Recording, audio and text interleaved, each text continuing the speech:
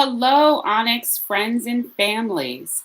I was going live today because I wanted to talk about schooling choice during this time. And what I mean by during this time, I mean during this time of confusion, during this time of school openings, when we're not feeling 100% comfortable, this time where schools are providing. Either a lessened or a bare minimum of information as well as resources for our students.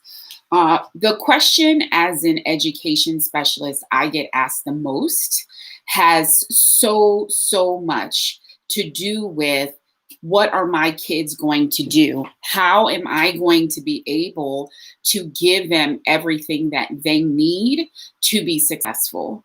And so I've heard of this idea of learning pods or learning communities.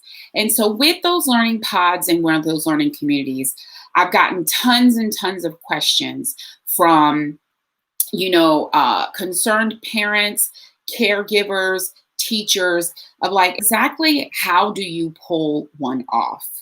And so I wanted to come and share with you all today exactly how to do that. I really am excited that you are here, that you are interacting with me. The chat is open if you have questions. I encourage you to join our YouTube, subscribe, I guess is the right word, right? Subscribe to our YouTube channel. And if you are not able to watch this live, or if you know someone who's not able to watch this live, they can come back to our channel and see it happening. When at their convenience. But let's talk about learning labs. Let's talk about learning pods. They go by a lot of different names, but it's really about school choice. So when I've talked to parents about their concerns about their kids returning to school during this COVID-19 pandemic, I let them know you have three options. Option one is you can enroll in your district and you go with what they're doing. Many districts are doing different things. There are some schools, there are some charter schools, there are some traditional schools that are going back to school in person, business as usual. There are some schools that are doing online programs or distance learning, as it is called. And then there are schools that are doing a hybrid, kids are going back in a staggered way. So you might have A day, B day, and 2 weeks on and 2 weeks off. I really give credit to school leaders and school districts for coming up with some really creative solutions in this really unknown time. I wish more districts had taken a little bit longer to think about and process the ramifications, especially the ramifications around inequality for students without access to technology, for students in special education or who have 504 plans, or students who are considered English language learners, how they're going to get their services. But I understand there were certain mandates in terms of schools needed to reopen. So every district is going to have its own approach to how they are going to reopen. So your first option is to enroll in the district and be prepared. The pro of that is that it's very straightforward. The con of that is exactly what I said, those levels of possible inequity that you're going to find. The second option that parents have been asking me about more and more often are really centered around the idea of homeschooling. I want parents to be 1,000% clear that homeschooling is so much more than just keeping your child at home. I've heard many parents say, I'm just not sending my kid. Okay, fair. But what does that mean when you just don't send your kid? Kids have to go to school by law. So if you just don't send your kid, you are out of legal compliance in terms of sending your kid or having your kid in school. So homeschooling means you are taking on that responsibility yourself. You need to go to your district, You have to register. Usually there's a standard form letter, but each district is different. So please take this as a blanket conversation in terms of what it means to homeschool or how you register your child as a homeschool child, right? But generally speaking, you're going to write a letter or fill out a form indicating that your child is being homeschooled and that you're taking on that responsibility to ensure that they receive an appropriate education. They will ask you about your curriculum. They will ask you about your assessment. They're going to ask many questions. So many homeschooling families either participate in an online program, of which there are many. I'm not here to advertise any particular online program. So, definitely get out there and do your homework. But there are many online schools that serve the purpose of homeschools.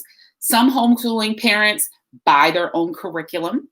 So they go directly, through, you go to the Googles and find plenty, Houghton Mifflin, lots and lots of resources around finding curriculums that you can use at home, but they teach it themselves. So you are home with your child. You are ensuring that they're getting their ELA. You are ensuring that they are getting their math. You are ensuring that they are taking the appropriate assessments. You are ensuring that they are meeting every standard that is necessary to move on to the next grade. The pro of that is you are taking your child's education into your own hands and exhibiting the most amount of control around it. The con is that you are wholly responsible for ensuring that your child meets the standard for the grade that they're in to be promoted to the next. That is a very, very big responsibility. Most homeschooling families that I have found and that I have worked for as a special education teacher, oftentimes, pull together resources to have a curriculum, or they pull together different age bands to create a homeschool cooperative. And homeschooling cooperatives can be very well organized. They can be very well standardized. For example, when I was in graduate school, I worked for a homeschool cooperative. It took place at a church. It formed around an affinity group. It was a Christian. They called themselves a Christian academy, but they were a group of students who were homeschooled, and they came together for certain subjects that were out of the realm of understanding for their parents. So I was a biology major. So I taught science for this homeschool co-op. So a couple days a week, I would go to the church. It was located at a church, and I would literally teach their biology class. And so they were able to put in that, this biology class was taught by a certified teacher. They had to dissect a frog. We dissected a fetal pig. We did experiments, et cetera, et cetera. Parents paid tuition to join this particular co-op. And so through that is where I was paid for my time as a teacher, as well as materials were gotten to be able to do the specific experiments that I did as their biology teacher. A homeschool co-op takes an enormous amount of commitment from the families and an enormous amount of organization. Because again, when you're homeschooling, you as an individual parent have to be able to prove and document and turn into your district that your child has participated in this schooling program. However, that's option number 2. Option number 3 is what I'm really here to talk to you all about, because it is becoming more and more popular, especially as schools have closed during the pandemic, as they reopened on a reduced schedule, on a lesser schedule, et cetera, et cetera. And that's really the idea of a learning lab or a community pod. So you remember from the first part of my chat, I say your first option is to enroll in the district, and you're going to do what the district says, does, you get what you get, et cetera. What a learning lab does is take kids who are mostly in that first category. And then they create a co-op around that. Let me explain. So they have what you have is a group of 5 to 7 families. Say, for example, you're all enrolled and at PG County Public Schools, and they're doing distance learning. However, you know, as a parent, you're working from home, or you have multiple children enrolled in multiple grades, and you're like, this is too much. So you join together with a group of, like I said, 5 to 7, maybe even 10 other families to create that cooperative experience, but you are still enrolled in your school district. What's wonderful about these learning labs is the flexibility that they offer. So the learning lab can happen anywhere. I've heard of them. I've helped establish one in terms of, it was at a parent's house. And they went one step further and that they rotated houses, right? This was a smaller community. It was in Washington, D.C. It was a group of parents who were in a infant and toddler program. And so the lab 5 days a week moves between the 5 different houses. What's good about that is that for 4 days out of the week, your student would be somewhere else. What I have found from parents who are really, really struggling in terms of balancing working from home, keeping sane in this completely insane time, as well as helping their students progress, is that they just need that space sometimes, right? You just need your kids out of your hair so you can focus. So if you have these pods that are happening outside of your own home, you have somewhere for your child to go every day. The second thing that's important about establishing a learning pod is not just the location and the flexibility of location, but who's in charge, right? So one particular structure that you can look at and that this particular learning pod looked at is from 9 to 1 every day. One parent and a teacher or tutor that they have paid manages that lab. So you think about, there are 7 to 10 kids in this lab. They all go to, my name's Ayana Malone. So they all go to Ayana's house and they're in the basement. They have their technology, they have their assignments, they know what they have to do for the day. And then there's one parent in the home, and then there's, again, a tutor or a teacher also there to assist the students on their online learning, whether they're doing homework, et cetera, et cetera. Depending on how often or how long they are online, which many school districts, you're not online every day. You're online for a few hours at best. But depending on how long that is, the lab is then supplemented by projects, by field experiences. I know field trips are kind of not really a thing right now because many things are closed, but you're walking to the park. You are going out and doing something in nature. You're participating in an art project with sidewalk chalk outside, or someone is calling in and you're doing a music lesson. I know a guy, he's an African drummer. And so he's been giving these like drumming, lessons and demonstrations and holding these, classes online. And so it's really depending on the pod. But if you have that particular pod in that particular time and you schedule that time into the pod, there is a stretch of time where your child is being engaged, where your child is still getting their art and music, and there is a particular safe place that your children are that you don't have to worry about. These pods are attractive because of, like I said earlier, the flexibility that they represent. Because they are parent created and they are parent and caregiver led, it really depends on what the parent wants in terms of structure. Like I mentioned about this one in Washington, D.C., it's from 9 to 1 every day. The location does rotate. so that it's in a different person's house every day.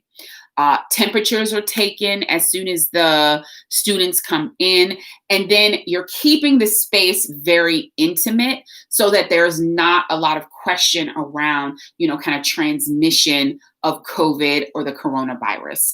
One of the things, very important, you have to ensure that everyone is tested prior to creating this pod, and that if you choose to join this pod, you are choosing to kind of limit your exposure points because you want to keep, the safety and the health of the pod at the top of your mind, so perhaps you're not kind of just going out there and you're not wearing masks, et cetera, et cetera. No, because you want to keep the safety of the pod paramount. In the pod, the kids, still are wearing masks. Some of them have the face shields, et cetera, et cetera. It really depends on, the parent's comfort level, but ensuring that everybody is safe. What's great is that, like I said, they're intimate spaces, 5 to 7, possibly 10, kids in a particular pod. So we're not talking about a classroom of 20 kids. We're talking about a basement of 5 to 7 kids. Another thing that I think is really exceptional about these learning labs or community pods is, again, the fact that if they are managed correctly, if they are managed carefully, they can be really sustainable. So many school districts are kind of toying with how long they're going to be virtual. So it could be virtual for the first semester. Many school districts are going virtual until January. But again, that flexibility is there in terms of when you need the pod, okay? So if you structure the learning pod for 5 days a week, 9 to 1, that was a particular suggestion that I fully agree with. People can opt into coming every day or not. So again, it gives families those flexibilities. And so coming to the pod, you know that there's a certain responsibility that you have to ensure that your child has their own technology or has their own assignments if it is not a technology-based program. Or if they have in person, they can come to the pod on those off days where they're not going to school. So schools that might have an A-day, B-day schedule, and your child is an A and it's a B day, and you still have to go to work, you have the option of them going to their learning pod, and they're safe, they're being cared for, and that they're doing their work. The benefit of having one of the parents as part of, the daily pod, that they're in the house. They don't have to be actively engaged with the children, but they do have to be in the house because of safety, because you want to ensure that your children are well kept, or well looked after. But also to ensure, that the Wi-Fi is working, that, the lights are on, sort of those technical details that you have to happen, when your child is home. Food and snacks, interestingly, are taken care of by the individual parent. So, you would send your student to school, with a school lunch, just as they would have a school lunch, as well as any additional snacks. How do pods run? This is an important question. This is what people want to know. Who pays for this? So much like a cooperative, each family pays into the learning lab.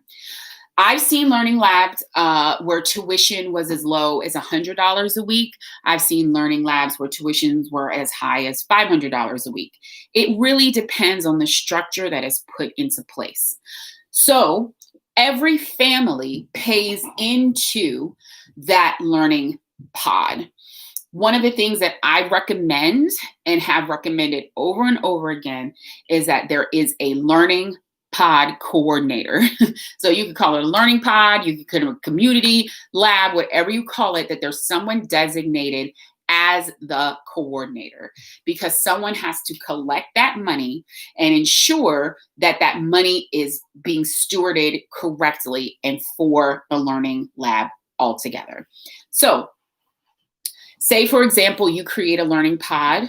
Say, for example, there's 5 families. Each family pays $200 a week to be a part of that pod.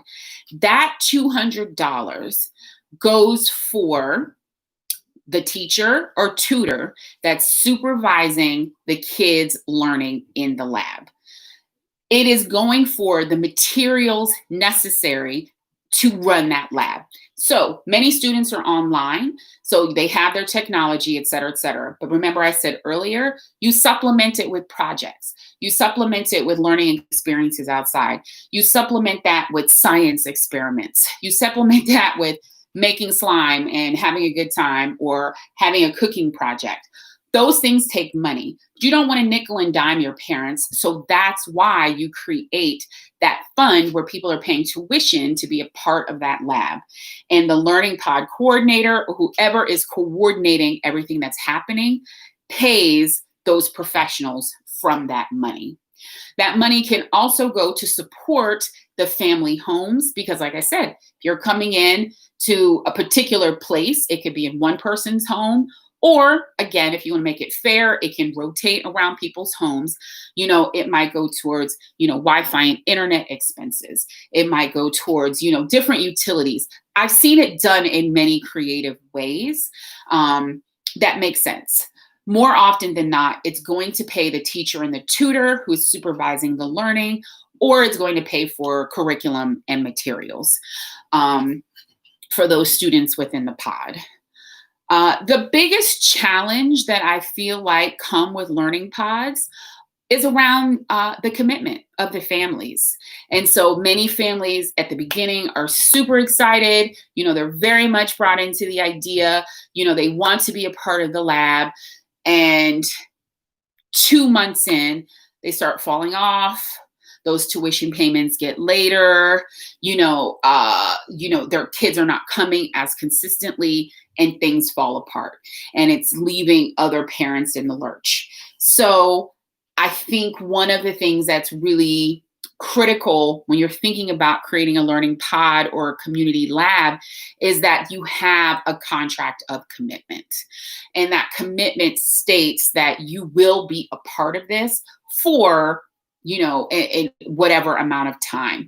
It's really up to you all.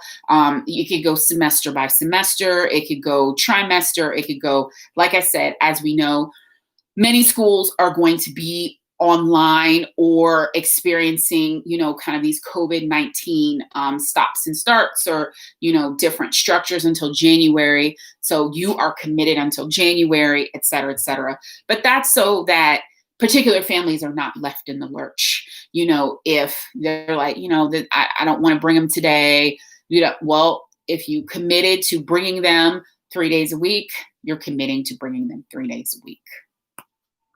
One of the things that I think is important is that you ensure that you are finding a tutor or a teacher who knows what they're doing. No fly-by-nights, friends. No fly-by-nights. One of the things that is hugely important with these learning labs, as well as with our children's education, is that we're not skimping on the professionals who are able to support. So finding a tutor, make sure they're a licensed tutor, make sure they have references, make sure they have had a background that supports that they know and understand early childhood education, elementary education, middle school, high school, whatever particular band of schooling that you're looking at. If at all possible, I suggest you find certified teachers. There are a lot of teachers out there who are looking for additional work during this time, who may not have chosen to go back to their school because they did not feel comfortable with the safety measures put in place.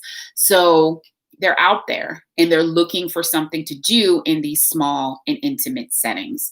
So looking for someone who you can feel comfortable that knowing, what your kids need in terms of their learning, and can not only just do, what's going on online, IXL, Read 180, all these programs that schools are using, but supplement that with real life experiences.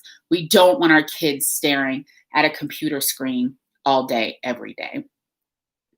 One of the things that Onyx does is also advocate very, very much for mental health as well as specialized services for our Black and Brown children. And so, ensuring that if you create this pod, if you create a co-op, you can call it many different things, that you're considering that as well. So there can be a time, in that span where the kids are together, where you're having some focus on social and emotional learning.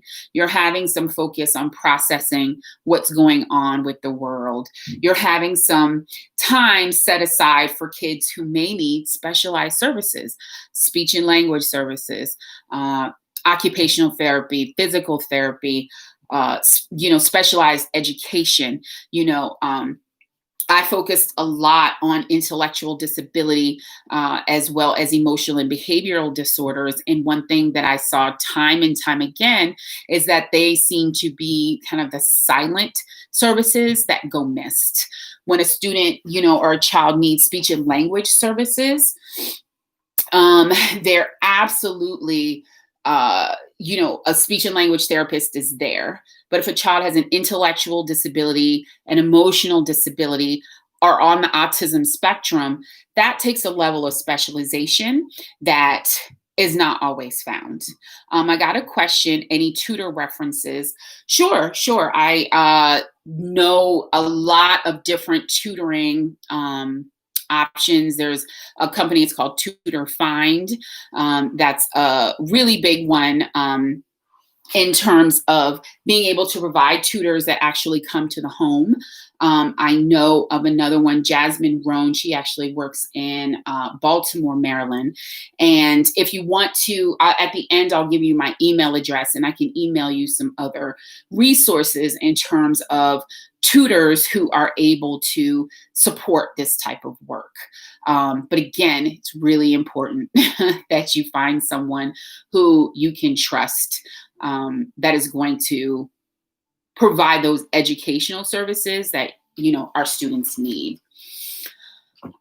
So I've talked for about 27 minutes, and so as I wrap up, I want to say, for people listening live or people who are going to watch this webinar a little bit later, to very carefully think about your choice in terms of education. Our students, the children of the global majority, it's my new favorite term, the children of the global majority, more often than not, do not have the focus on them that other children do. One of the things that I've learned during this time is that private school enrollment has grown significantly. I understand why. They're smaller, they're focused, they're much more intimate settings, but they're also terribly expensive more often than not. And they're not always welcoming to all children. They're not inclusive settings. And you can look at that from, a socioeconomic standpoint, a racial standpoint, educational standpoint. They're not required by law to provide special education services. And, I'm not here to knock private schools. I'm here to give examples of why we need to take this challenge into our own hands. One of the things that, we always say and we always hear is that it takes a village to support our children. And that includes their education. And so enrolling them in their district is the great thing to do. If you choose to homeschool, that is a great thing to do as well. Just do your homework. Rewind this if you need to hear about what you need to do to ensure that you remain compliant if you choose homeschooling. But again, it's a choice. You can choose homeschooling, but you can still create these learning labs, these community pods. Well, no, I think I called it a learning pod, a community lab, or a homeschool cooperative to better support us as a community when we're really just kind of like, what are we going to do? I want to be sure you have my email address. My name is Ayana, Ayana, at onyxtherapygroup.com. You can also visit us directly on our website. You'll see me there, and that's at www.onyxtherapygroup.com. You can subscribe. You can follow us on IG and Facebook, all the social media outlets, but also subscribe to our YouTube because there's a lot of information out there. I wanted to do this particular webinar because of my deep and abiding passion for education as the director of education and training, but also as a passionate believer in it taking a village to raise our children, and that includes their academic success. So I hope that you have enjoyed this. Please be sure to share it among your friends. It will be posted on our YouTube channel to be accessed anytime you need it to be seen. And again, you can feel free to email me at ayana@onyxtherapygroup.com. Thank you. Have a wonderful day on purpose.